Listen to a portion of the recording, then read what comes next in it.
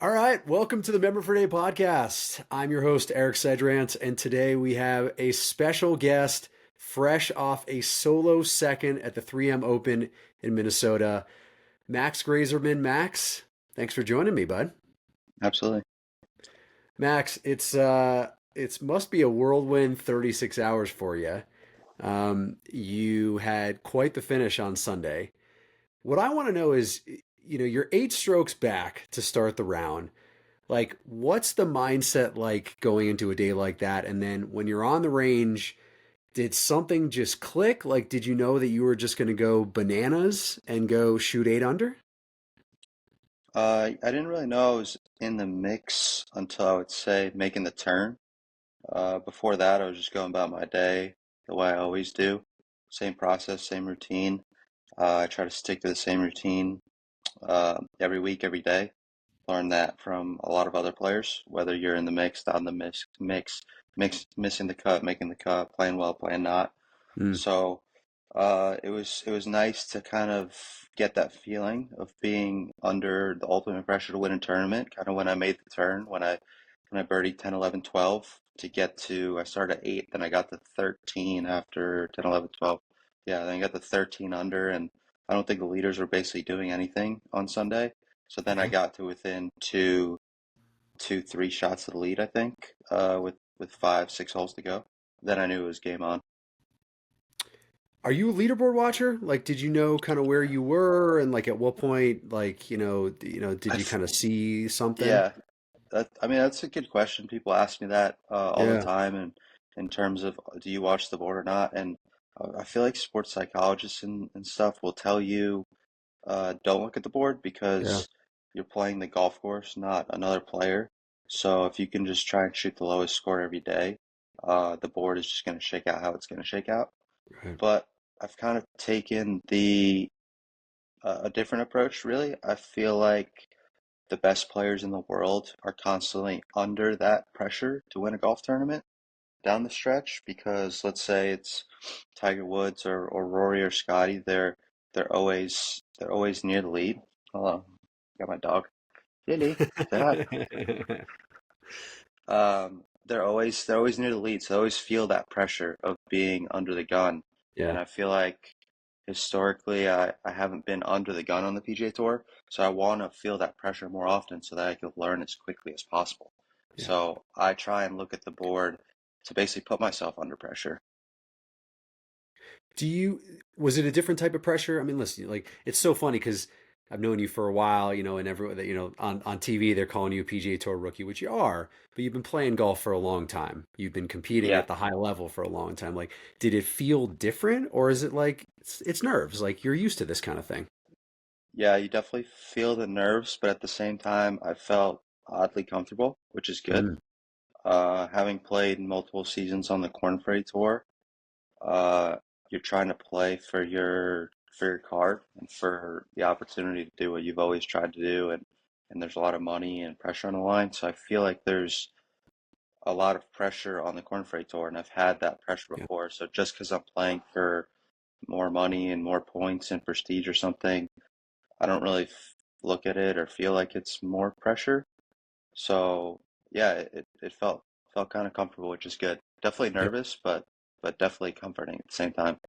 Well, let's talk about nerves a little bit. So the tee shot on 18, obviously you pull it a little left, which I can't blame you because right's dead. So you end Hmm. up in the trees, but way up because I think it hit the car path, if I remember correctly. Yeah, one, And it landed in the grass, then the second hop was on the carpet, so it did go probably 30 yards further yeah, into the trees than it was supposed to, I would say. right, right. So all of a sudden you have this gap. Like, just talk me through this shot. Like, at what point do you turn to your caddy and say, I'm going for it? Or was that always going to be in your mindset? And what I want to know is, I'm always fascinated with shots like this where it's kind of a do or die moment. Is what was the last thing you thought before you pulled the trigger? Yeah. Uh, well, first when we got up there, I'm obviously worried, where's the ball going to be? Yeah. It looks like it's in the trees. Um, it ended up being in a spot to where there was a gap left of this tree and there was a gap right of this tree.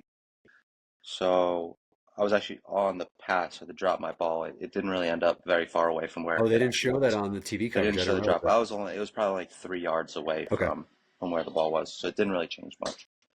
Basically, I decided that going right was better because when you're hitting a draw, it's easier to keep it lower. Plus, the Right. ball was above my feet as well. Okay. So now I got this ball above my feet, but I got to keep it low. Generally, ball above your feet, it goes higher. Right. So we got the number. It was like 246 front, I think, right? You're in the tree. You don't actually know because you're at a different angle. We thought it was Right. 246 front.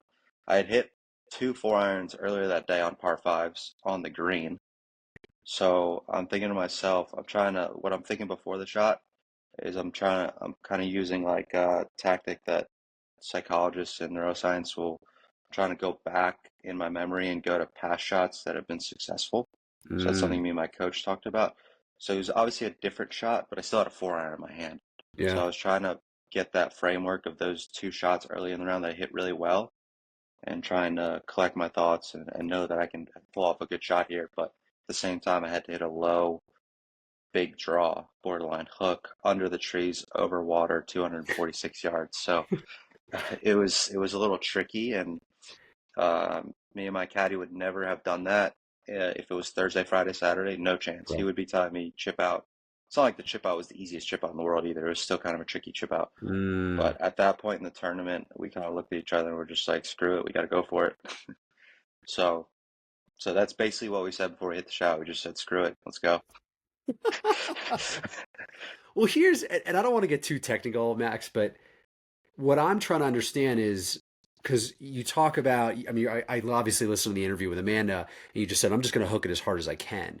But generally, I thought when you hook the ball, there's a little bit of top spin. A little So, tough how enough, do yeah. you hook the ball 250 yards over water and have the confidence to know that it's not going to dip into the water and it's going to carry that far? That's what I don't understand as a typical amateur golfer. Yeah, sometimes when it's the 72nd hole and everything's on the line, you just got to make decisions you don't normally make. And they may sound irrational, but you just got to try and pull it off. So, like I said, I would never have done that if it was a different day. I think what helped me was, me and Callaway worked on a 4 iron that kind of has a little bit extra spin and height relative Mm, to it's a different 4 iron than I play 5 through pitching wedge. So it's designed to have a little extra launch and spin versus mm, the same 5 iron that I have. Um, it was downwind, so that helped, right? So mm. that 246 turns into, it was pretty windy that day. So that 246 Yeah. turns into 230 probably, Okay. maybe even high 220s. Mm, Um, but yeah, I mean, I didn't know if I could cover it or not. I just knew at that point I had to go for it, and I had to overdraw it if anything, because I actually had to start it right of the hole over water. Because basically, if I took a direct line at the pin, the tree was in the way. So I right. started it probably 15 yards right of the pin, and just stepped up there and just said screw it and hit it. So just to be clear, if you had gone the left, it would have been the easier shot, but you were worried that with a fade, you wouldn't have been able to keep it low enough under the trees and you would have clipped Cor- something. yeah, correct. I didn't think going with a fade I could keep it low enough Yeah. and carry it that far. Also, you have to take into factor the lie. The ball was above my feet, Right. so Right. very, very difficult to try and hit a low fade with the ball above your feet. Very difficult. It was not a flat lie, so which made it even more difficult. I think in the moment I was just like, I just tried to tell myself it was a stock low draw four and try to harness that energy from the other 4 irons I hit, when Yeah. in fact it was probably a 15 out of 10 difficulty shot. All right. So you finished, I don't know, an hour and a half before the leader, something like that. It was a long time. Yeah, Um, they keep cutting to you, sitting on the couch. Mark Immelman's just riding you, saying, "Why isn't he on the range?" yeah, And then that's all what of a people were sudden, saying. I mean, they do. I feel like they do that all the time, right? I mean, it's just the Yeah, classic thing. Well, I guess what? Yeah, I mean, talk me through that first before we obviously get to the next part. yeah, I think I was 5 groups ahead of the leader, something like Mm, that. The 18th hole is taking forever. So yeah, 17's a par three, so that's going to play kind of quick. Then 18 is this par five to where, yo, you half the group's probably going for it, maybe half's not because they hit it, a bad tee shot or whatever. And then yeah, even the people that are going for it, some people are putting it in the water Yep. or hitting it long so that the chips. So this hole is just taking way longer than a normal Yep. last hole is. Plus, you got the drama of the last hole in line. I mean, I waited on that tee box for 10 to 15 minutes at Yeah. least. Vegas, the leader Probably, did too. Yeah. probably, yeah. I'm sure everyone was doing that. So Yeah. then I'm in the clubhouse, and it's probably at least an hour before I have to do a playoff.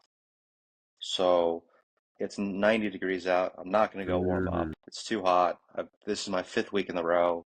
I'm exhausted. I don't even want to play any more holes. The so I'm sitting on the couch. My caddy's like taking a nap on the somewhere in the locker room, and then I'm just like watching this TV and like barely anyone's hitting the ball. I'm like Neil. I was sitting next to Neil Shipley. I'm like, let's just play some ping pong. There's a table right next to us, so we just started playing ping pong, trying to pass time. Like I was always in my mind, I was always, if I needed to, I was always gonna go warm up. So that was Mm. never not a thought. I Yeah. just only wanted to warm up for 5 to 10 minutes. Yeah. So everyone thought like, oh, I wasn't gonna go warm up. Yeah. I was just being calculated with my time a little bit.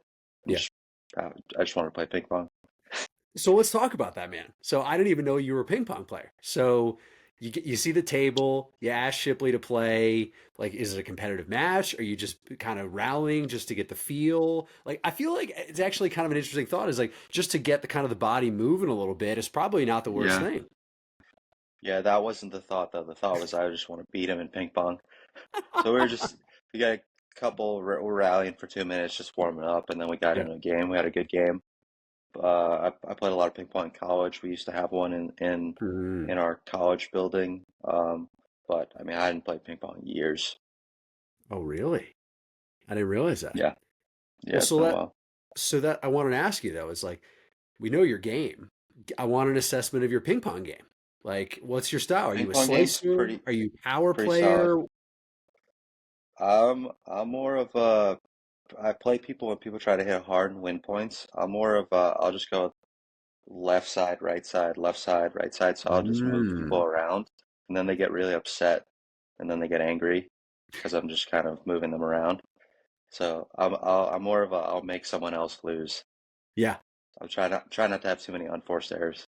Yeah, more like a Strategy. Rafa I try to be Nadal a little, chip. yeah, yeah. I would say I'm definitely not quite as good as Rafa in some sort of racket sport, but it's close enough.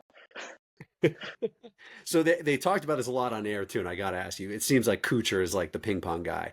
When's the match with Kuchar, and Yeah. where can I watch it?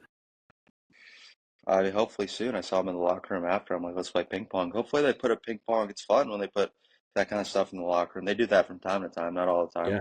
So I mean, I'm sure Kuchar would blow me away. There's plenty of good ping pong players on tour, but I think I can hold my own against Yeah. most. Yeah. But I probably get Yeah. waxed. I probably get waxed by Kuchar. Yeah. I'm sensing like a PGA Tour charity ping pong event happening soon. I think we might have something here, Max. Yeah, we have traction. I could get some All right. people. So changing gears, I feel like very few people know this. How we met. So I caddied for you. I looked this up. It was the 2019 Met Open at Piping Rock, one of my all-time favorite courses. You Yeah. might not know this. At the time, I had zero caddying experience. I had a lot of playing experience, but I Hmm. hadn't really caddied before. My question to you is, and be honest, from what you remember, on a scale of 1 to 10, how would you rate my caddying skills? Hmm. I mean, if you want me to be totally honest, relative to a tour caddy, probably go Okay. below average, but Yeah. respectable, Yeah. respectable. Yeah. I mean, all you got to do at the end of the day, all you got to do is carry the bag, put up and shut up, and if the player's executing the shots, you don't really have to do too much. Yeah. Yeah. I, Now, if you want to be a tour caddy, there's a few more things you got to learn, but if you want to just do the basics, that's all you got to do. Carry the bag, put up, shut up, make sure your player's happy. That's about it. yeah. Yeah. And it's funny, I remember this so clear. We talked about this recently, is that's pretty much what I expected my job to be. And I remember about halfway through the second round, you turn to me at one point and you say, "What do you think I should do here?" And I was like, "Oh, wait, seriously? You're going to ask me?" And I remember it was this uphill par four. I think it was like the 16th hole at Piping Rock. And you were discussing, I think it was either like a hard eight or a chip seven. And I was like, I think you should punch a chip seven. And you did. And I think you stuck it to like 6 feet and made birdie. And so, There you I go. have a little feather in my That one cap. I mean, moment, that one I mean, I'll moment take any saved your moment I can job get. for one more day. That's true. I didn't get fired. So that's the Yeah, key. honorably discharged. All right. So, last question about the 3M.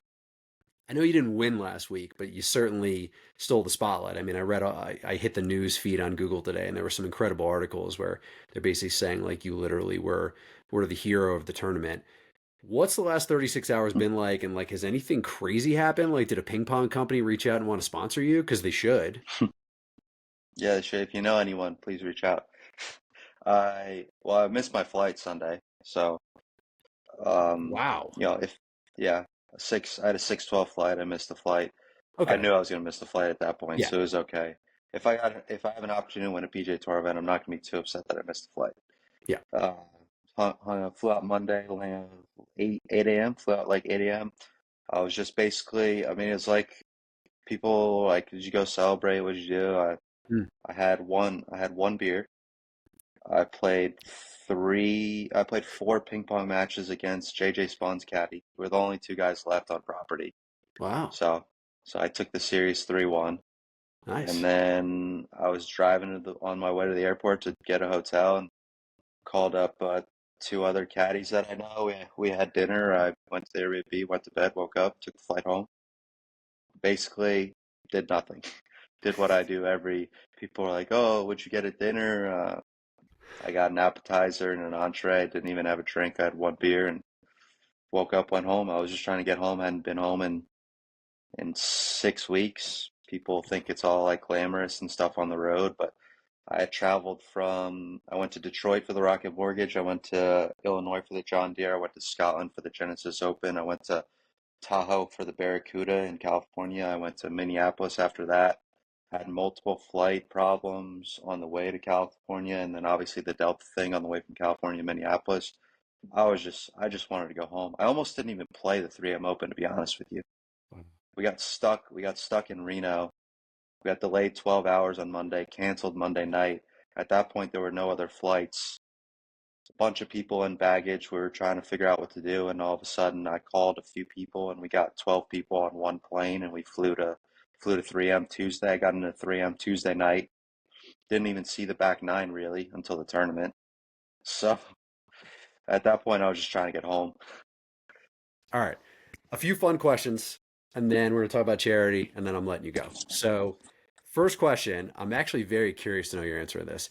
If you weren't a pro golfer, what would you be doing with your life? It's a great question, something I've thought about before, something I I thought about when figured. I got hurt. When I got hurt and I had surgery, and like, what am I going to do?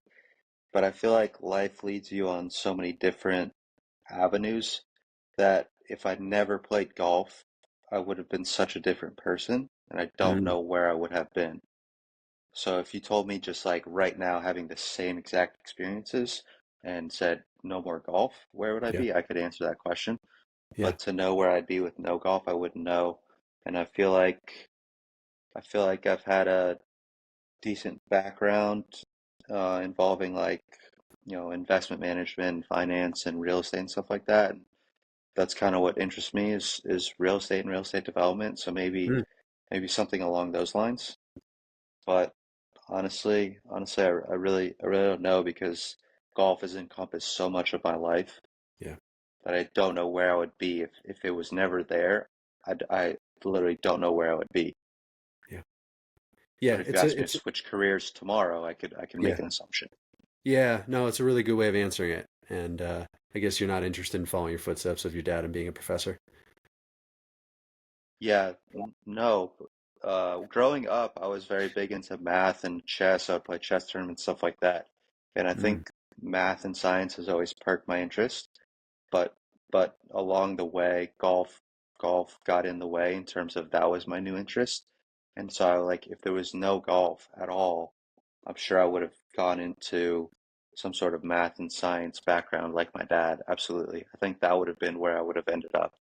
I yeah, just feel like golf, like instead of chess tournaments, I slowly stopped playing as much chess and I started playing more golf. Yeah. Or instead of taking like those extra math classes in high school, I would play more golf. Yeah. Max, they talked a little bit on the coverage, but I wanted to ask you about it. Is your two brothers are also really good golfers, but neither one of your parents played golf. They did mention that your mom, which I didn't know, your mom was a college tennis player. So is that where the athletic genes come from? And like, Yeah, definitely from that side of the family. okay, I was at yeah, the brains came from my dad, the athleticism came from my mom. yeah, And and they golf. played for like they don't play now. They haven't played in a while, but they did play for like a 10-year period in their life. They didn't play growing up. They had no idea what golf was. I don't even think they knew what golf was at all until they moved to the US. And then I would Yeah. say in like probably like the mid when I was born, like the mid 90s to the mid 2000s, that was kind of their 10-year period of playing golf. And other than that period in their life, they don't play golf at all. All right. Another fun question for you. Not including membership dues, when's the last time you paid for a round of golf? Oh, that's a good question. I feel like they asked Rory that question in the media recently. So I got to think, not including membership dues. The last time I went to last year in Masters Week last year, April. Mm, So probably a year and a half ago, I went to Hoopie in Georgia. there you go. Everyone talks about how great that place is. It was phenomenal. I loved it. Nice. Me and some buddies went on a trip from Florida to Hoopie, and I think that was the last time I played for round golf. Yeah. That's a good one to pay for. Oh, Um, that it was amazing. I had a great experience. Awesome. I just really enjoy playing golf. So like yeah, going on, I try and mix in a few golf trips throughout the year, just a few because I don't have much time. Like whether it's something like that or going to, I don't know, Bandon Dunes or you know what I mean. Like when I was in Scotland, yeah. 2 weeks ago, I played Muirfield on Monday when I flew in, and then I played North Berwick right after the final round on Sunday. So I played Nice. 36 in one day. Is that rare on tour? Like, do you find that that like that's a Yeah, minority of the players? Yeah, definitely very rare. And I feel like yeah, I used to do it more than I do now just because it's so time consuming and physically and mentally on tour. yeah, Definitely rare. Like Zach Blair does it all the time, but there's some guys on tour who like don't even play when they're not at tournaments. They just view it as just solely a job and they're there to yeah, do their work and they don't play. It's just a mix. yeah. Max, if you could change one thing on the PGA Tour today, what would you change and why? Another good question. Not many things to change because there's a lot of really good things in terms of they treat us so well. You know, they give us player dining's fantastic. They give us courtesy cars. Like there's so much to like about what's going on the PGA Tour. They give us fitness trailers, ice baths, all that stuff. Um, PGA Tour relative to the Corn Ferry Tour, for example, it's a little friendlier on the Corn Ferry Tour. Yeah, At this point on the PGA, people are playing for a lot. There's a lot on the line. There's a lot at stake. So it's a little less friendly. It's a little more viewed as work and as a job. You go in, you get out. It's definitely yeah, friendly, but it's not quite the family sort of feel as the Corn Ferry Tour. Um, but I don't know. Maybe it shouldn't be. Maybe it's a cutthroat business. You know, everyone's playing each other. yeah, So I don't know. There's a lot to yeah, love about the PGA yeah, Tour at the moment. yeah. Man, I thought you were gonna go into slow play, so I guess it hasn't been Oh, that bad lately. I didn't even think about that. Oh, that's absolutely the number one thing that needs to change. I'll give you, people talk about slow play all the time. Quickly, the reason that we cannot play faster, there's actually a reason why we can't play fast, Huh? other than the fact that there's a lot on line. There's, if you want to play fast, there's too many people in the field. I was talking to Camilo Villegas about this last year. When you have a field of 156, you have to do split tees morning and afternoon. So you got to Right, tee off from 7 to 9 front and back in the morning. You got to tee off from 12 to 2 ish, front and back in the afternoon. right. So now, when that first group that tees off at 7 makes the turn, they're going right behind that part of the wave on the back nine. Well, when you have a field of 156, I've been first group off. I've made the turn, and I've had to wait for the last group to tee off on the scheduled tee time. So it's not like Slow play Right. is not affecting that. Right. That's just pure scheduling. So when you have 156 players on Thursday and Friday before a cut, you literally cannot play. You can play maybe a little bit faster, but you It's a can't play traffic much jam. faster because it's a traffic jam that's Yeah. already pre-programmed. Right. So the only way for the tour to be faster would be to go to a field of you don't notice it when there's 132. When there's we do play some 132 fields. When there's 132 fields, you make the turn and there's no group on the tee. So then it flows and you can actually play fast. So whenever there's more than 132 players, and you notice a big difference, you cannot play faster on a Thursday and Friday. Yeah. Saturday and Sunday, though, that's a different story because you're usually not doing a double T. At the 3M Open, we had to do threesomes because there was too many people making the cut. So then Mm. that's a little slow. But when it's twosomes on Saturday, Sunday versus a threesomes 156 field Thursday, Friday, I mean, you talk about going from 5 hour round to a 4 hour round overnight with no really difference in terms of how fast people are playing. So Yeah. it's like just a literal traffic jam Thursday, Friday. Yeah. I didn't realize that. I guess that's a. Yeah, that's something that I didn't really notice either until I was first off on a Thursday, Friday. I'm like, Yeah. wow, there's nowhere to go. Yeah. I guess it's good to know instead of the classic narrative of just saying calling people out for being really slow. So it's Yeah, good to know that there's a little just bit more going on. just as with anything in life, it's Yeah. always two things, right? It's not oh it's just the traffic jam or oh it's Right. just the slow players. The answer's both. Yeah. All right, Max. It wouldn't be a Member for Day podcast if I didn't ask you about charity. I know this is important to you, so I'll kind of give the floor to you to talk about the work that you do off the golf course with your sister, and yeah, please just tell me about everything that's important to you. Yeah, in terms of charity work, you do a lot of great stuff. There's people on tour, a lot of do great stuff, and it just depends what avenue people want to go into. And me and my sister and my family wanted to help out Israel specifically. So basically, half dozen years ago, my sister got involved with the Youth Renewal Fund, and I kind of got involved when I got hurt a little more a couple of years ago when I had wrist surgery, and so I got to learn a lot more. And the work that they do and we do is it's all education based in Israel. So they go into underserved, underprivileged communities. In Israel, there's two cities, Tel Aviv and Jerusalem, that take up all the press and all the attention and all that because most people live there. And there's a lot of people that live in Israel that don't live in those communities, and those are often underserved, not as much, eh, not as much funding economically and stuff like that. So all the work that they do is schools not in those two cities. So they go into schools, they kind of handpick them based on needs and all that stuff, and they're looking at administrators and funding.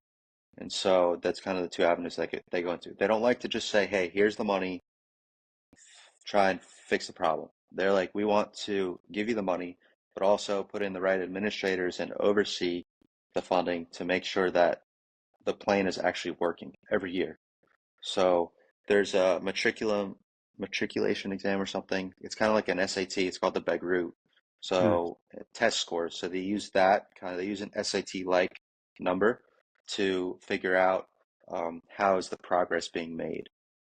So we found that every time that the Youth Renewal Fund comes in, and they put their funding and they put their administrators, the scores on these exams go up, and they've proven it over and over again in their numbers and their activity. So we feel really confident about that. Fortunately, have a lot of good funding. Mark Rowan, who's the CEO of Apollo, obviously a well-known figure in the finance world, this was kind of his mission and his mm, goal in life. So very fortunate to have figures like him be involved.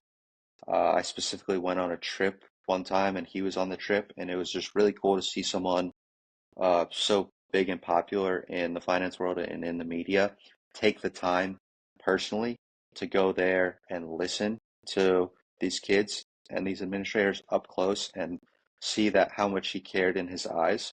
So that had a big impact on me. I often see that charity work by figures like him. They kind of just mm. throw the money at the problem and that's it. And Right. so it was really cool to see him up close and personal, truly care. So that had a big impact on me and why I kind of hung around. So we've done some golf work. We have a golf outing we do in the tri-state area every year, raise some funds. We do an auction, a similar thing to what you do a lot of time. Yep. And there's non-golf related stuff that we do to raise money for that community as well. And obviously right now they're hurting a lot, and we're focused on continuing to improve as many aspects as we can for these kids. Yep. Max, I've known you for a few years. It was absolutely incredible watching on Sunday. It's kind of funny. I moved in, Kristen and I moved into a new house on Saturday, and I didn't even have a Oh, YouTube nice. TV Congrats. subscription. And so when I saw you flying up the leaderboard, I could not have purchased YouTube TV faster. And it was just really awesome, man. I'm so proud of you. I'm so pumped for you. And I Thank know you. you didn't get the job done on Sunday, but it's coming, man. And you're so close. And I'm so glad that you get to take this week off and go compete in Charlotte at the Wyndham and, hopefully have a long run in the playoffs here, man. So just really excited for you. And obviously, thanks for taking the time to chat. Yeah, yeah. Thanks for having me on. Thanks for being a fan. I appreciate all the support, and hopefully we do some good work in the future. Of course, man. Lily, say bye.